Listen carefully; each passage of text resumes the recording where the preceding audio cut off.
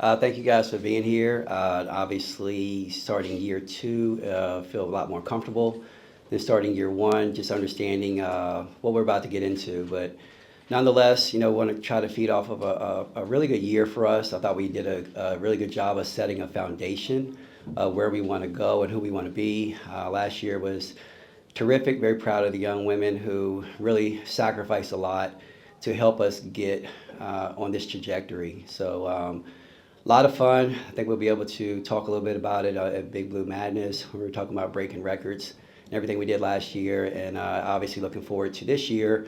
And I'm very excited about this group. A lot of unknowns. Just like most coaches around the country at this point of the year, you're just trying to build chemistry, and we're trying to do that. And I think we're on our way. Been banged up a little bit, but looking forward to having a good week this week with a full complement of players where they can go out and just start to build that chemistry with the talent that we have. So very excited and looking forward to everything that we can accomplish this year. We'll start off with Roscoe. Roscoe. Hi, so I'm Roscoe. I go to Stonewall Elementary School and I'm in 5th grade. And I would like to ask you, if there was a movie about your whole life, who would be the actor who played it? Ooh. If you had asked 5 years ago, I might have said Will Smith, but now let's just keep it safe and say Denzel couldn't mess up a movie, so I would say Denzel Washington. Yes, He's a great actor. I he love him. he is. He's fantastic, and I think I look like him a little bit. We'll go Great question, my man. Great question. We'll go Jordan, Caroline, Sierra, Mark, and then we'll reset. Coach, from when the ladies first arrived on campus in June to now, what's maybe one thing you and your staff were like, all right, we expected that, and maybe what's one thing where we're like, oh, we're a little bit better at this than I thought? We expected, just the attitude, obviously building off of last year, and a lot of them gained so much confidence in themselves, not only on the court, but off the court. And they came and they came to campus. They were ready. They were ready to get to work, and their attitude, the returners' attitude, has been very infectious to the newcomers. And hey, this is how we do it. So I've been very proud of that. What I didn't expect is they seemed taller than I remembered. Before they left. This is probably the tallest team I've ever had in my 25 years of coaching. And I think we're going to be able to use that to our advantage, just because obviously we might not be the quickest team, but like last year we led the country in block shots. And I think we have the catalyst to still do that again with Tiani Key and Clara Strack, holding it down the middle. But they're very tall and they're long, and so we're looking forward to using that to our advantage. Kim. Coach, will you speak to what it's been like to build your relationship up with Tony Morgan? You know what? And I think first and foremost, I said it early. I didn't want Tony to feel like she had to be Georgia, and although we reference Georgia a lot in our conversations, just because Tony and I only have less than a year to build that chemistry, and so the blueprint has been what Georgia provided. And to Tony's credit, she has been magnificent as far as just understanding it, welcoming it. We watch film of Georgia, and not just to praise Georgia, but Georgia did it in a way that Tony wants to learn how to do it as well. So I commend her for just her coming in here, hearing Georgia's name a lot, but not letting it affect her, and knowing that she's still going to be Tony. And we're excited for what she's going to be able to bring to us, because she can do some things that Georgia couldn't do. So it's up to me to tap into those resources, and I'm excited for what she's going to be able to do this year. Sierra. Coach, could you just talk about how last season going in, you didn't have two key pieces that you intended to have in Obi and Perella.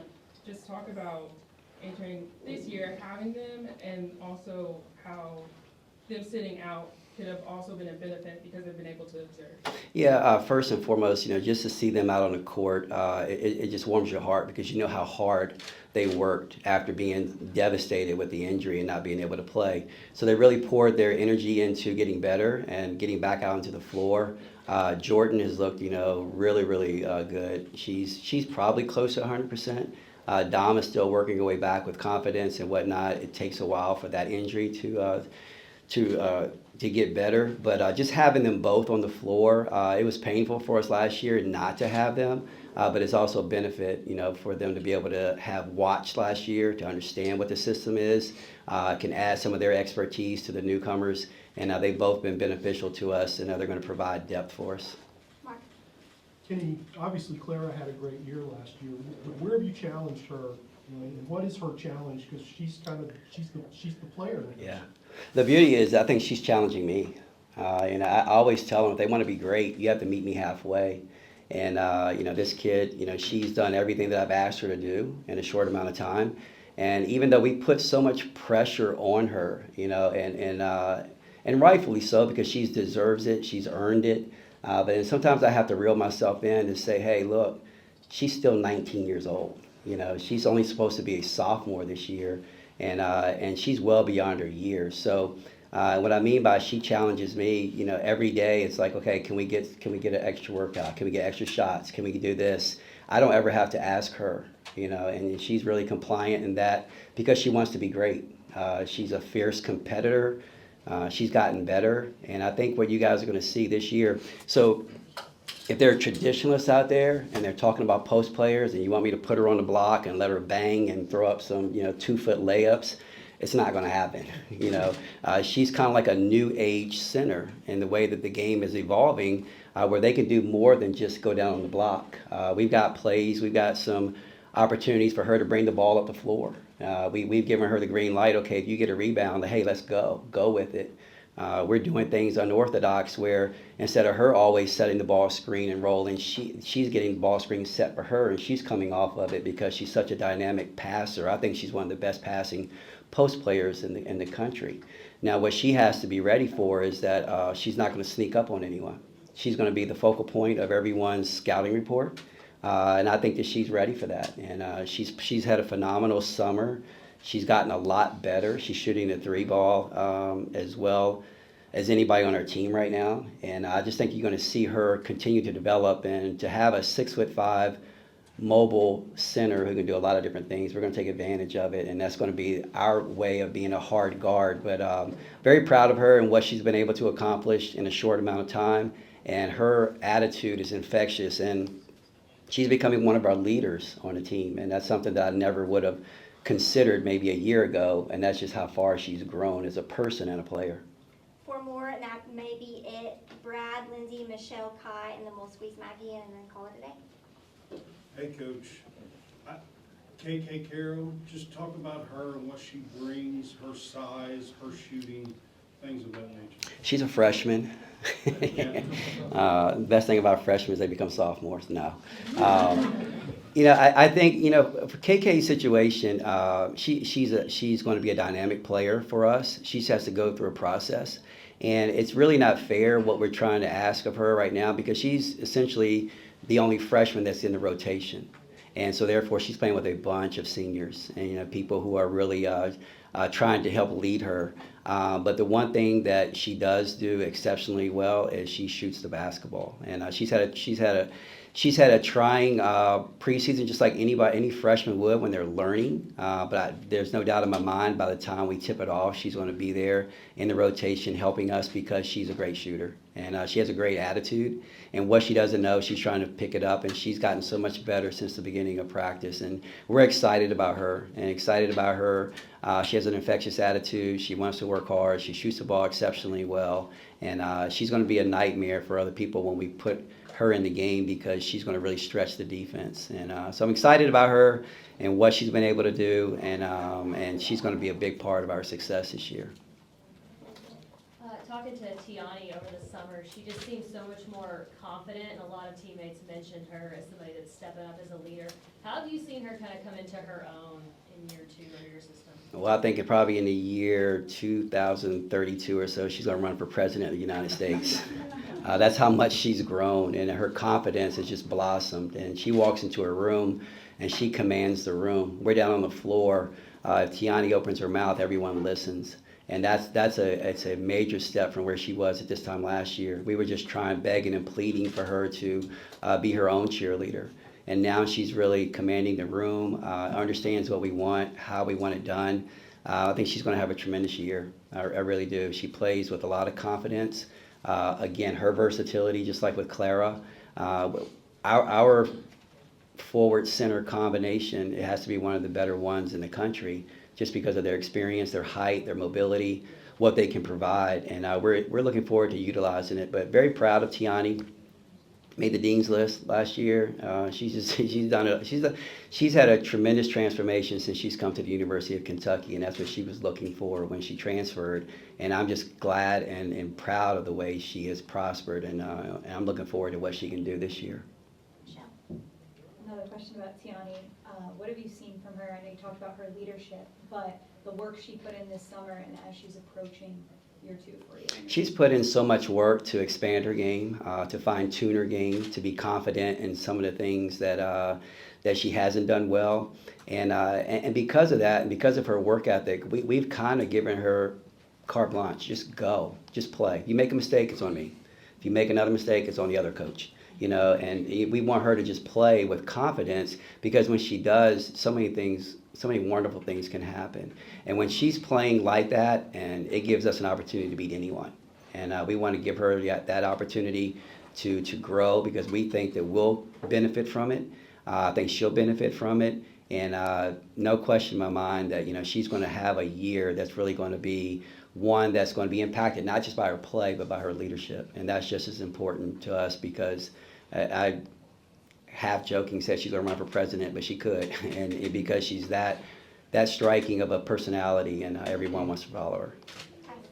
Coach, you all did your work in the portal, and it seems when you look down the roster that you have enough to have that second unit.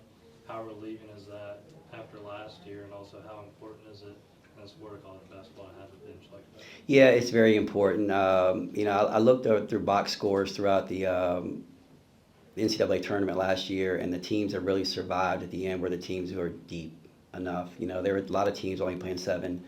And we wanted to be one of the teams that not only do you not want to wear your players down throughout the regular season, but you want to have that depth so that you can just have options, choices. And we carefully went through the portal, and we wanted to get the right pieces. We didn't want to just assemble a group of talent and put them out there and see what happens. We wanted to have pieces, and we did that. We got, Asia Boone, who is probably one of the better shooters in the country that can help stretch the defense. Josie Gilvin, she brings an unorthodox style to our philosophy, where we kind of guard the paint, where she does a really good job of anticipating and playing defense and causing havoc all over the place. And I think that's going to be good for us too. So, and then you talk about KK, the addition of KK. But you look at a lot of our players. We talked about Tiani, we talked about Tony, we've talked about Jordan, Clara. The one that you guys really need to watch out for is Amelia. And Amelia has walked into the room like, okay, she busts down the door like, here I am. And she's got the green light. She's shooting the ball exceptionally well. I think she grew an inch over the summer. But she's playing, out of her mind. So you get all those options right now, and it gives us a chance to go out there and compete with anyone. And that's all we ask for, is an opportunity to compete with anyone. But having that bench is going to give us that chance. Last year around this time, you told us you were maybe a little worried that team was going to be too nice. Yeah. You learned how to trash talk a little bit. What can you tell us about the personality of this group? They feel themselves a little bit now. Tiani, Clara, they command, they have a presence now. And pretty much the rest of the group follows their lead. And Clara, I know she looks like she's quiet, but she's feisty. And then Tiani is my, I wouldn't call her an instigator. She'll get everybody going, and everybody wants to follow suit. So we still have some ways to go. They're still learning each other. They're a little timid around each other because they're a little nervous to hold each other accountable. But once they continue with the chemistry part of it and they start holding each other accountable, I think their attitude will become more infectious, and they'll have a little bit more of a swagger. We've got time for one quick more. Did you have one? Yeah. We talk a lot about how players grow and the gains that they make, but can you talk a little bit how you've seen you grow as a coach and how you challenge yourself to be better? You have to evolve. You really do. This is year 24 for me as a head coach, and if my players from James Madison would come watch a practice, they would be like, "Who are you?" Even my players, from my previous spot, they would say, "Who are you?" And you have to learn how to evolve to reach young people, with still getting your point across. And I'm a totally different coach. You really think about the things that you want to say, how you want to say them to get your point across, because it's a different generation. But still, I think we have an opportunity to be an impact on them, and it's different, and the transfer portal changes a lot, because sometimes, if you're hard on a kid, you're wondering, okay, have they checked out? Are they going to go somewhere else because they have easy options to do so?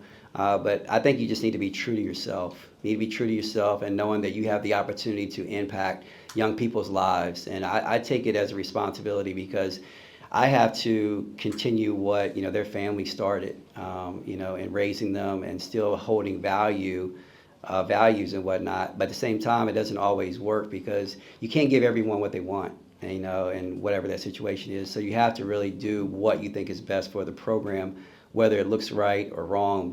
I'm invested in it, and I'm going to try to do that. So I think I'm still an effective coach. It's just been done a different way now, because, you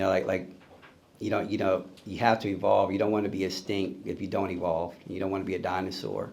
But it is definitely a different day and age in the way that you have to coach and the way that you have to reach young people. Thanks, Coach. Thanks, y'all. Thank you, guys.